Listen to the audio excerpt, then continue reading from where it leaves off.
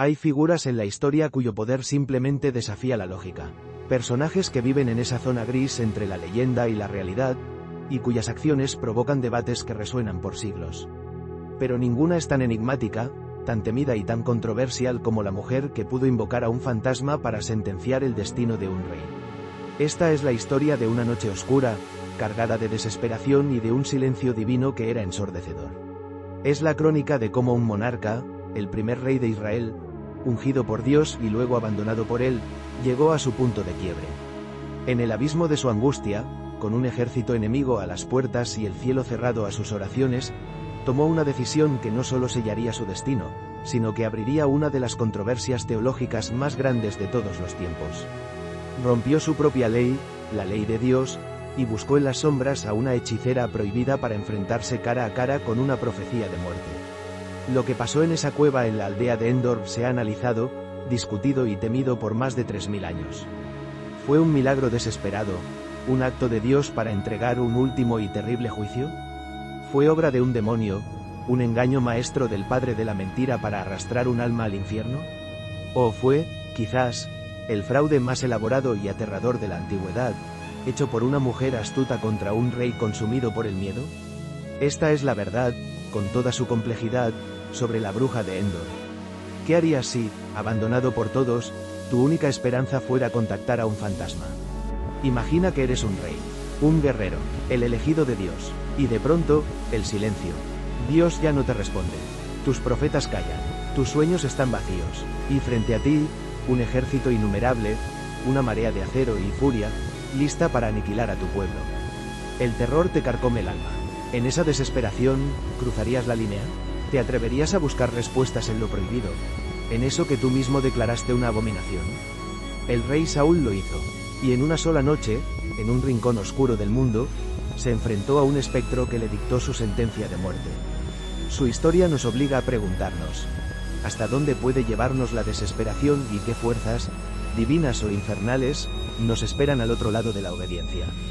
Para entender la oscuridad de esa noche en Endor, primero tenemos que entender el atardecer que caía sobre el reinado y el alma del rey Saúl.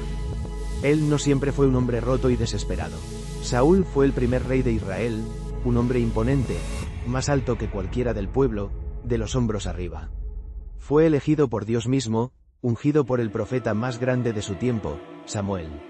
Su comienzo fue brillante, lleno de promesas y victorias que unificaron a las tribus de Israel. Pero el poder, sobre todo cuando se mezcla con la inseguridad, es un veneno lento. La primera grieta en su reinado apareció en Gilgal, impaciente porque Samuel no llegaba y presionado por el ejército filisteo. Saúl desobedeció una orden divina directa. Tomó un rol de sacerdote que no le correspondía y ofreció un sacrificio. Cuando Samuel llegó, su sentencia fue dura y profética. Has actuado como un necio. Tu reino no será duradero. La segunda desobediencia, la fatal, fue aún peor. Dios, a través de Samuel, le ordenó aniquilar por completo a los amalecitas, un pueblo enemigo, sin dejar nada ni nadie con vida. Era un juicio divino por sus pecados pasados. Saúl ganó la batalla, pero en un acto de arrogancia, perdonó la vida al rey Agag y se quedó con el mejor ganado, excusándose en que era para sacrificarlo a Dios. La respuesta de Samuel fue una de las frases más demoledoras de la Biblia. ¿Acaso se complace el Señor tanto en los holocaustos y sacrificios como en que se obedezca a su palabra? El obedecer es mejor que los sacrificios. Ese día, dice el texto, Dios se arrepintió de haber hecho a Saúl rey. El Espíritu de Dios se apartó de él y un espíritu atormentador comenzó a afligirlo. A partir de ahí, la vida de Saúl se convirtió en una espiral de paranoia, celos y oscuridad. Su relación con Samuel, su mentor, se rompió para siempre. La única luz en el reino parecía ser un joven músico llamado David, cuya arpa calmaba al rey. Pero cuando David se convirtió en un héroe al derrotar a Goliat, el afecto de Saúl se transformó en un odio asesino. Los celos lo consumieron. Pasó años persiguiendo a David, obsesionado con eliminar al hombre que, en su corazón, sabía que era el elegido para reemplazarlo. Y así llegamos al final. El primer libro de Samuel nos pinta una escena desoladora. El profeta Samuel, la última conexión real de Saúl con Dios, había muerto.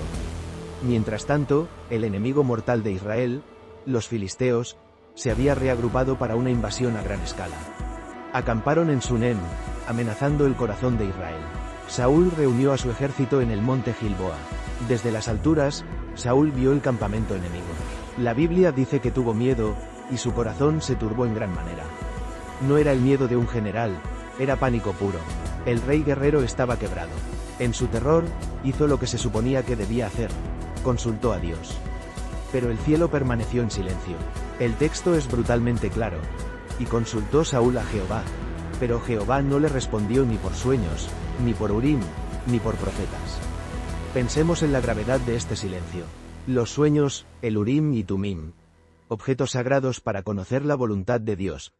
Y los profetas eran todos los canales oficiales de comunicación celestial. Saúl los probó todos y se encontró con un muro. El abandono era total. El hombre que una vez fue el ungido de Dios ahora estaba completamente solo, atrapado entre un ejército temible y un Dios que se negaba a hablarle. La desesperación rompió todas las barreras, y en la profundidad de esa noche oscura del alma, una idea prohibida, una solución abominable, comenzó a tomar forma. Hoy en día, que alguien busque a una medium puede parecer simplemente supersticioso. Pero, en el antiguo Israel, era un acto de una gravedad legal y teológica incalculable. La ley de Moisés, en Deuteronomio 18, es aterradoramente clara al condenar las artes ocultas. Prohíbe explícitamente a cualquiera ser adivino, ni agorero, ni sortílego, ni hechicero. Ni quien consulte a los muertos. La razón es tajante. Es abominación para con Jehová cualquiera que hace estas cosas. Esta práctica, la nigromancia, era vista como una traición espiritual. Era darle la espalda al Dios vivo para buscar consejo en las sombras, un acto que contaminaba a todos los involucrados y abría la puerta a influencias demoníacas. El castigo era la muerte, y aquí es donde encontramos la primera y más profunda ironía de la historia. La Biblia nos dice que el propio Saúl, en sus mejores días, había arrojado de la tierra a los encantadores y adivinos. Él mismo había aplicado la ley de Dios. Ahora, el rey que había prohibido estas prácticas, el mismo que había sentenciado a muerte a los hechiceros, estaba desesperado por encontrar a una. Su angustia era tan grande que estaba dispuesto a cometer un pecado capital. La orden que da a sus siervos es dicha en voz baja, casi avergonzado: buscadme una mujer que tenga espíritu de adivinación, para que yo vaya a ella y por medio de ella pregunte. Ya no busca al Dios de Israel, sino a un espíritu de adivinación. Sus siervos, sabiendo el peligro, responden: he aquí hay una mujer en Endor que tiene espíritu de adivinación. A pesar de la purga del rey, algunas habían sobrevivido, ocultas. Endor no estaba cerca, estaba a kilómetros, al otro lado del valle, peligrosamente cerca de las líneas enemigas. El viaje era una operación encubierta y de alto riesgo, y así, el rey de Israel, en la víspera de la batalla más importante de su vida, se quitó sus ropas reales. La Biblia dice: y se disfrazó Saúl. Este acto es simbólico. No solo se quitó las ropas de rey, se despojó de su identidad, de su autoridad y de su pacto con Dios. Se convirtió en un hombre anónimo, moviéndose en las sombras. Acompañado por solo 2 hombres, Saúl viajó de noche. Podemos imaginar la tensión, el aire frío, el miedo constante a ser descubiertos. Cada paso lo alejaba más de su deber como rey y lo adentraba más en territorio prohibido. Era un descenso, literal y espiritual. La desesperación había vencido al deber, y la necesidad de una respuesta, cualquier respuesta, había vencido a la obediencia. Cuando Saúl y sus hombres llegaron a la morada de la mujer en Endor, lo hicieron como fantasmas en la noche. No hay que imaginar un palacio de hechicería, sino una vivienda humilde, quizás una cueva o una casa excavada en la roca, algo común en la región. Un lugar en los márgenes de la sociedad, como su dueña. Saúl, todavía disfrazado, va directo al grano. Yo te ruego que me adivines por el espíritu de adivinación, y me hagas subir a quien yo te dijere. Pero la mujer es cautelosa. Ser una proscrita le ha enseñado a desconfiar. Su respuesta revela el miedo con él, que vivía, y la segunda gran ironía de la noche. He aquí tú sabes lo que Saúl ha hecho, cómo ha cortado de la tierra a los evocadores. ¿Por qué, pues, pones tropiezo a mi vida, para hacerme morir? Sin saberlo, está confrontando al mismísimo rey con sus propias leyes. Y aquí, la desesperación de Saúl lo lleva a una blasfemia aún más profunda. Para calmarla, el rey abandonado por Dios le jura en nombre de Dios: vive Jehová, que ningún mal te vendrá por esto. Es un juramento perverso y vacío. El hombre al que Dios ya no le responde usa su nombre sagrado para proteger un acto que él mismo abomina. Este es el punto de no retorno. Asegurada su protección, la mujer accede. Su pregunta es profesional. ¿A quién te haré venir? La respuesta de Saúl revela el verdadero motivo de su viaje, el anhelo en su corazón desesperado. Hazme venir a Samuel. No pide un espíritu cualquiera. Pide a Samuel, su antiguo mentor, la voz de Dios que lo ungió y luego lo reprendió. El profeta muerto es su última esperanza. Lo que sucede a continuación es el corazón del misterio. La mujer comienza su ritual, y el resultado es inmediato y aterrador, no solo para Saúl, sino para ella. Y viendo la mujer a Samuel, clamó en alta voz. Ese grito es clave, no es un susurro actuado, es un alarido de puro terror. Algo acaba de ocurrir que está fuera de su control, algo que no esperaba. Quienes dicen que era una simple charlatana tienen problemas para explicar este grito. Lo que vio esa noche era diferente, real y sobrecogedor. En el instante en que ve la aparición, la identidad de su visitante se le revela. Le grita a Saúl. ¿Por qué me has engañado? Pues tú eres Saúl. ¿Cómo lo supo? Quizás la majestuosidad de la aparición solo podía significar que quien la solicitaba era el rey. O quizás el propio espíritu se lo reveló. Sea como sea, el disfraz de Saúl ya no sirve de nada. El rey, en su propio pánico, intenta calmarla. No temas, le dice. Pero su siguiente pregunta revela su propia ceguera. Él no ve nada. Pregunta, ¿qué has visto? La adivina es la única que tiene la visión. Ella es el portal. Su respuesta es misteriosa. He visto dioses que suben de la tierra. La palabra hebrea aquí es Elohim, que puede significar un ser divino o un juez, una figura de inmenso poder. Saúl, desesperado, presiona. ¿Cuál es su forma? Y ella le da la descripción que lo convence. Un hombre anciano viene, cubierto de un manto. El manto, esa era la seña de identidad de Samuel. Años atrás, Saúl había rasgado el manto de Samuel, y el profeta le dijo, Jehová ha rasgado hoy de ti el reino de Israel.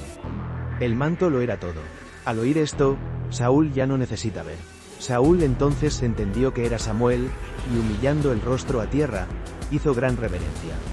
El rey de Israel, que no se humilló ante el Dios vivo, ahora se postra ante un espectro invocado por una hechicera. La escena es una tragedia sobrecogedora. El rey está de rodillas en una cueva oscura, ante una visión que ni siquiera puede ver, esperándola. Sentencia que su corazón ya teme. En el denso silencio de la cueva, una voz rompió la quietud. No era la de la mujer, el texto se la atribuye directamente a la aparición. Y Samuel dijo a Saúl, ¿por qué me has inquietado haciéndome venir?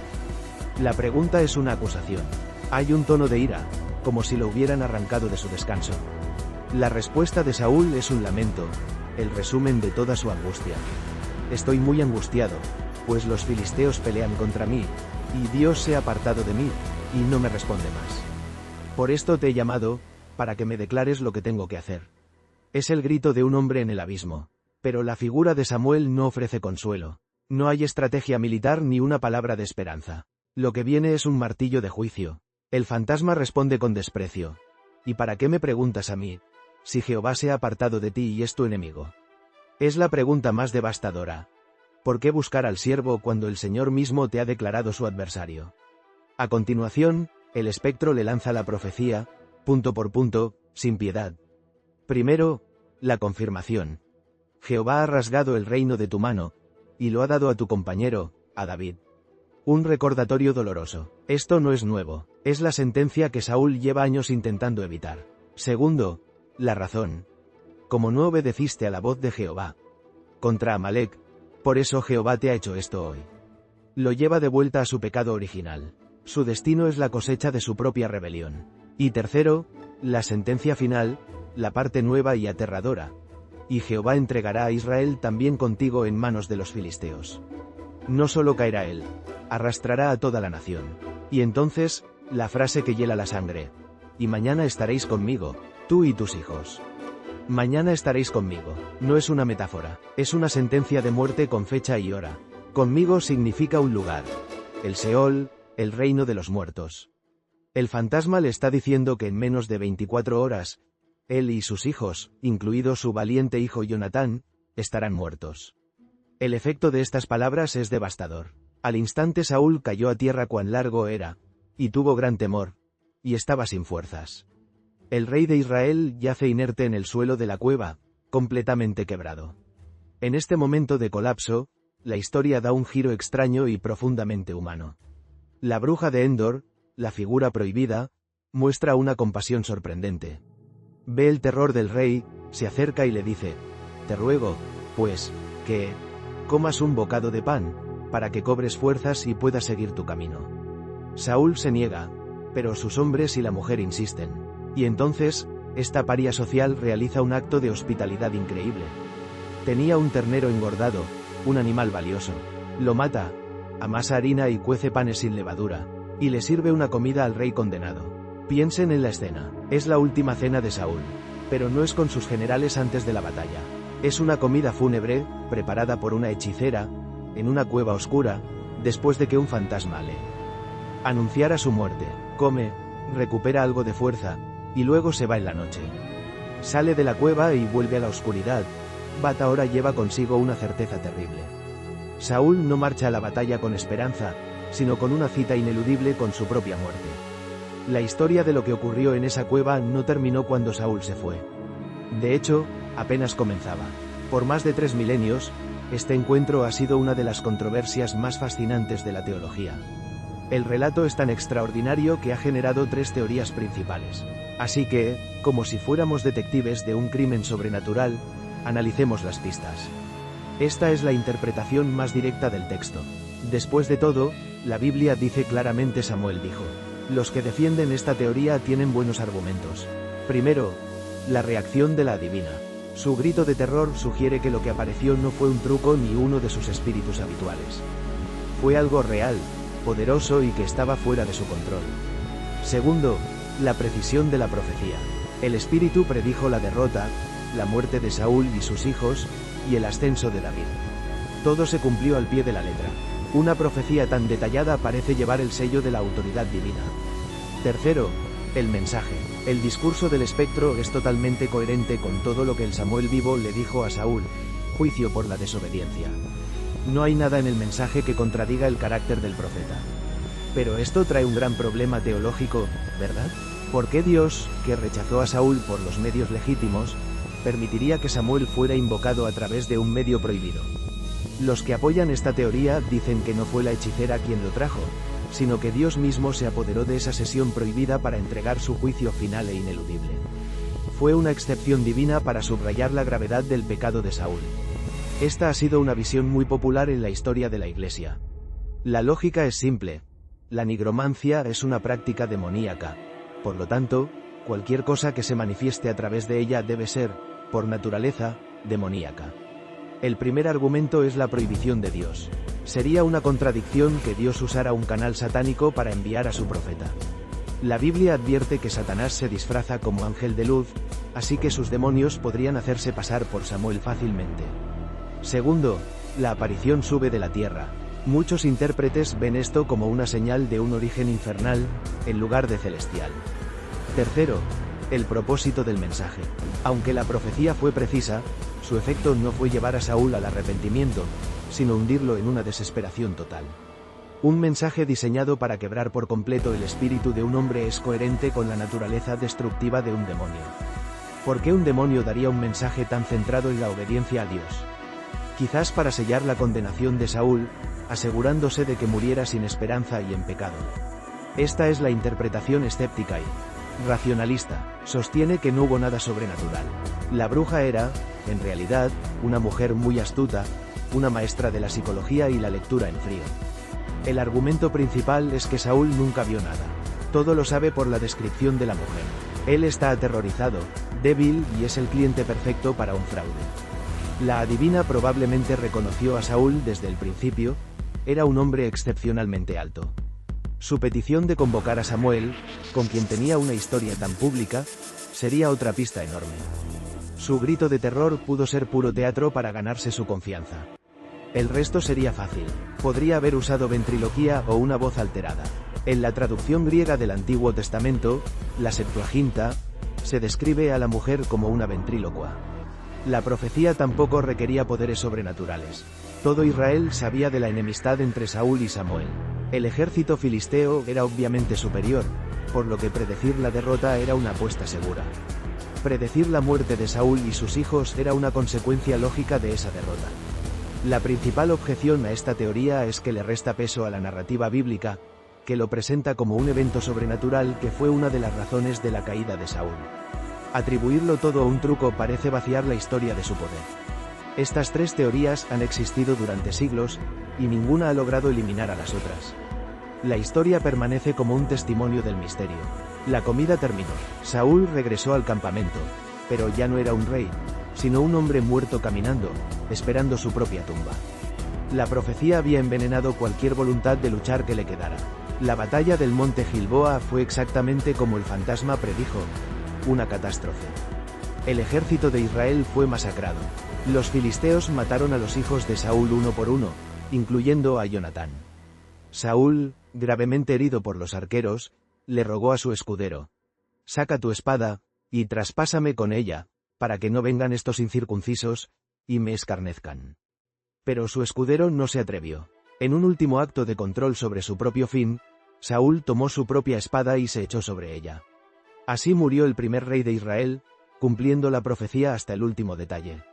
El legado de esa noche en Endor se convirtió en la advertencia definitiva sobre los peligros del espiritismo. Demostró que, incluso si se obtiene una respuesta de las sombras, el precio es la ruina. La figura de la bruja de Endor se convirtió en el arquetipo de la hechicera, pero su historia es realmente un espejo oscuro de la condición humana. Refleja a qué profundidades de locura puede llevarnos la desesperación y el silencio de Dios. La historia del rey Saúl y la adivina de Endor es mucho más que un cuento de fantasmas. Es una exploración profunda de la fe, la desobediencia y la desesperación. Y nos deja con un misterio que sigue vivo. ¿Qué poder se manifestó realmente en esa cueva? ¿La mano soberana de Dios, un demonio disfrazado de profeta, o el astuto engaño de una mujer que supo explotar el miedo de un hombre roto? La verdad, quizás, es que la historia resuena con tanta fuerza porque todas las interpretaciones nos advierten sobre los peligros que nos esperan cuando nos alejamos de la luz. Pero ahora, la pregunta es para ti. Después de oír los hechos y las teorías, ¿qué crees que pasó realmente en esa cueva de Endor? ¿Fue el verdadero espíritu de Samuel, un demonio, o un fraude? Déjanos tu opinión en los comentarios. Nos fascina leer sus perspectivas. Si te apasionan estos misterios ocultos de la historia, no olvides suscribirte y activar la campana. Así no te perderás nuestro próximo viaje a lo desconocido.